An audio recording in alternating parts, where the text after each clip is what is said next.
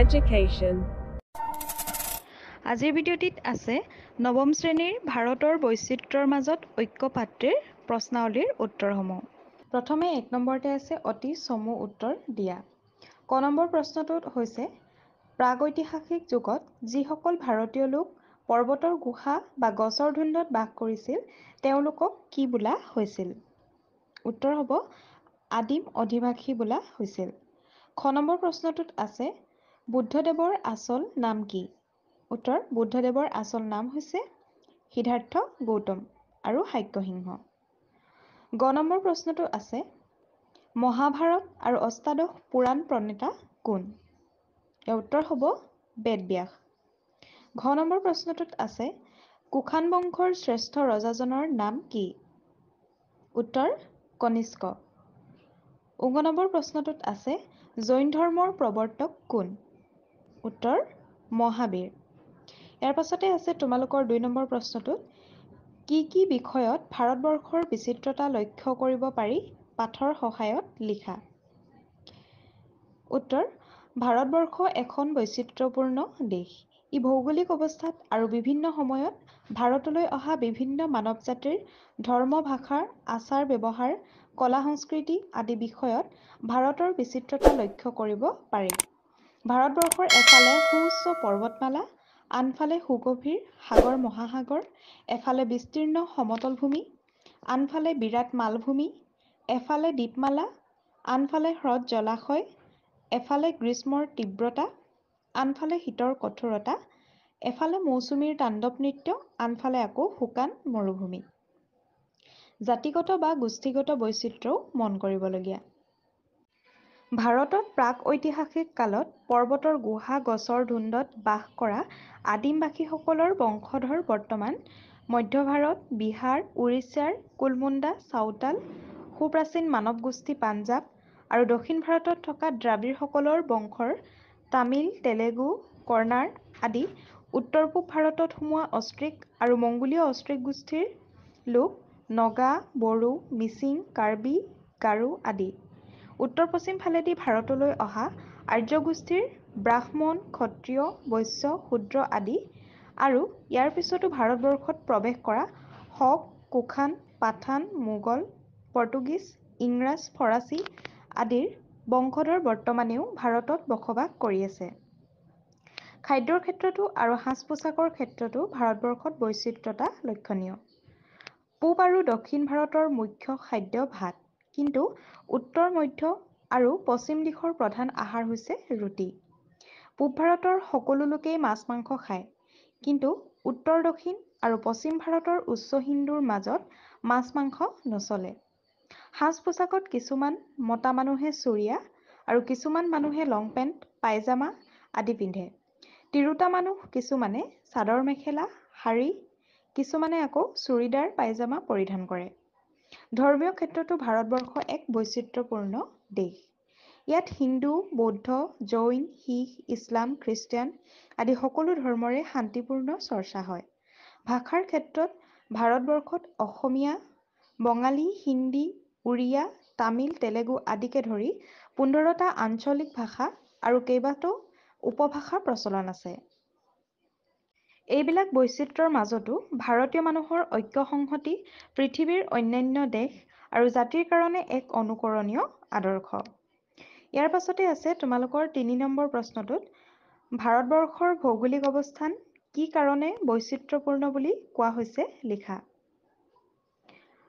উত্তৰ ভাৰতবৰ্ষৰ ভৌগোলিক অৱস্থান বৈচিত্ৰ্যপূৰ্ণ কাৰণ ইয়াৰ এফালে সুউচ্চ পৰ্বতমালা আনফালে সুগভীৰ সাগৰ মহাসাগৰ এফালে আকৌ বিস্তীৰ্ণ সমতল ভূমি আনফালে বিৰাট মালভূমি এফালে দ্বীপমালা আনফালে হ্ৰদ জলাশয় এফালে গ্ৰীষ্মৰ তীব্ৰতা আনফালে শীতৰ কঠোৰতা এফালে মৌচুমীৰ তাণ্ডৱ নৃত্য আনফালে আকৌ শুকান মৰুভূমি।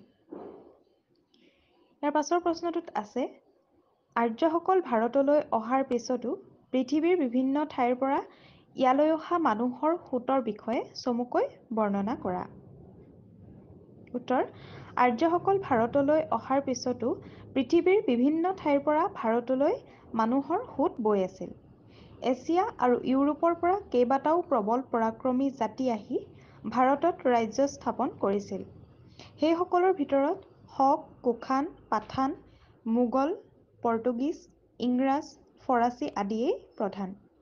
এই বিজেতাসকলৰ ভিতৰত সৰহভাগেই ভাৰতবৰ্ষকে আপোন কৰি লৈ ভাৰতীয়ৰ লগতে নিজক মিলাই দিছিল।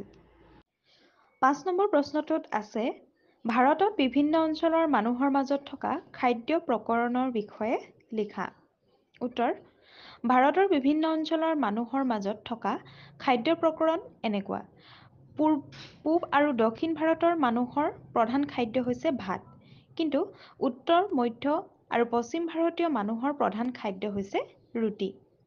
উত্তৰ, দক্ষিণ, পশ্চিম ভাৰতৰ উচ্চ হিন্দুৰ মাজত মাংস নচলে বা মাছ-মাংস নচলে, কিন্তু পূব ভাৰতৰ প্ৰায় সকলো লোকেই মাছ-মাংস খায়। ইয়াৰ পাছতে আছে ৬ নম্বৰ প্ৰশ্নটো, ভাৰতৰ বিভিন্ন ঠাইৰ মানুহৰ সাজ-পাৰৰ বিষয়ে পাঠত উল্লেখ থকাৰ দৰে চমুকৈ বৰ্ণনা কৰা। উত্তৰ: ভাৰতৰ বিভিন্ন ঠাইৰ মানুহৰ সাজ-পাৰত কিছু বৈচিত্ৰতা আছে। পূব ভাৰতৰ মতা মানুহে পোন্ধ মাৰি চুৰিয়া পিন্ধে, কিন্তু দক্ষিণ ভাৰতীয় লোকে পোন্ধ নামাৰি লুঙিৰ দৰে চুৰিয়া পিন্ধে। উত্তৰ ভাৰতত পায়জামাৰ আদৰ বেছি। অৱশ্যে বৰ্তমানে শিক্ষিত সমাজত লং পেণ্টৰ প্ৰচলনেই অধিক। ভাৰতীয় তিৰোতাৰ প্ৰধান সাজ শাৰী যদিও অসমীয়া তিৰোতাই মেখেলা চাদৰ আৰু উত্তৰ ভাৰতৰ তিৰোতাসকলে সাধাৰণতে চুৰিদাৰ পায়জামা পৰিধান কৰে। ইয়াৰ পাছত আছে ৭ নম্বৰ প্ৰশ্ন, আৰ্যসকলৰ পিছত ভাৰতবৰ্ষলৈ অহা দুটা বিদেশী জাতিৰ পৰিচয় দিয়া। উত্তৰ: আৰ্যসকলৰ পাছত ভাৰতবৰ্ষলৈ অহা দুটা বিদেশী জাতিৰ পৰিচয় তলত দিয়া হ'ল। সেইকেইটা হৈছে ইংৰাজ আৰু মোগল। ক নম্বৰতে লিখিম আমি ইংৰাজ। আৰ্যসকলৰ পিছত ভাৰতবৰ্ষলৈ অহা বিদেশী জাতিৰ ভিতৰত ইংৰাজসকলেই হ'ল অতি শিক্ষিত, বুদ্ধিমান আৰু শক্তিশালী জাতি। প্ৰথমতে তেওঁলোকে ব্যৱসায়-বাণিজ্যৰ উদ্দেশ্যে ভাৰতলৈ আহিছিল যদিও পিছলৈ তেওঁলোকে ভাৰতৰ শাসনভাৰো কাঢ়ি লৈছিল। ইংৰাজ ভাৰতলৈ আগমনৰ ফলস্বৰূপে আমাৰ দেশলৈ পশ্চিমীয়া সভ্যতা-সংস্কৃতিৰ আগমন ঘটিছিল। ১৯৪৭ চনৰ ১৫ আগষ্টত এই জাতিৰ শাসনৰ পৰা ভাৰতে মুক্ত হৈ স্বাধীন ভাৰত হিচাপে পৰিচিত হ'ল। খ নম্বৰতে লিখিম মোগল। আৰ্যসকলে ভাৰতত বসতি বিস্তাৰ কৰাৰ পিছত ভাৰতলৈ অহা বিদেশী জাতিবোৰৰ ভিতৰত মোগলসকলো অন্যতম পৰাক্ৰমী জাতি।